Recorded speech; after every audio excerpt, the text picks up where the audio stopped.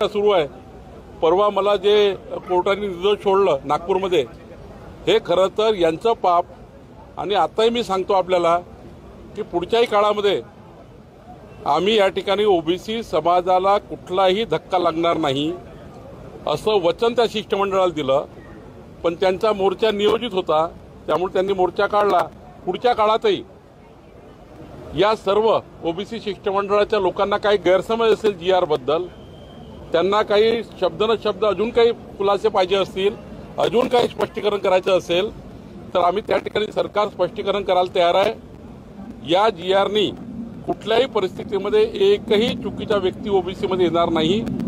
आमचं सरकार, देवेंद्र फडणवीस सरकार ओबीसीवर कोणताही अन्याय होऊ देणार नाही।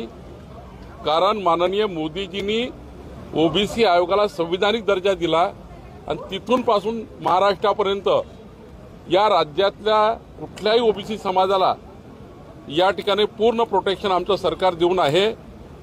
आमच्या 18 पगड जाती, 353 जातीचा ओबीसी समाज हा कुठेही त्या ठिकाणी त्यांचं हित या ठिकाणी आमचं सरकार जाऊ देणार नाही, हे मी या ठिकाणी आपल्याला आवर्जून सांगतो आहे।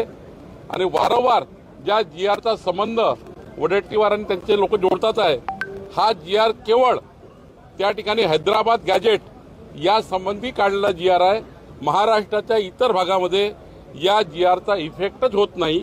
या जीआरनी कुठेच त्या ठिकाणी उत्तर महाराष्ट्रात, पश्चिम महाराष्ट्रात, विदर्भामध्ये कुठेही हैदराबाद गॅजेट ज्या जिल्ह्यापुरता त्या जिल्ह्याचा विषय आहे, तेही 2 सप्टेंबरचा जीआर जो आहे तो हैदराबाद गॅजेट संबंधी ज्या जिल्ह्याचा आहे त्या जिल्ह्यातही खोटं प्रमाणपत्र इश्यू होणार नाही, खोडतोड असलेले प्रमाणपत्र इश्यू होणार नाही।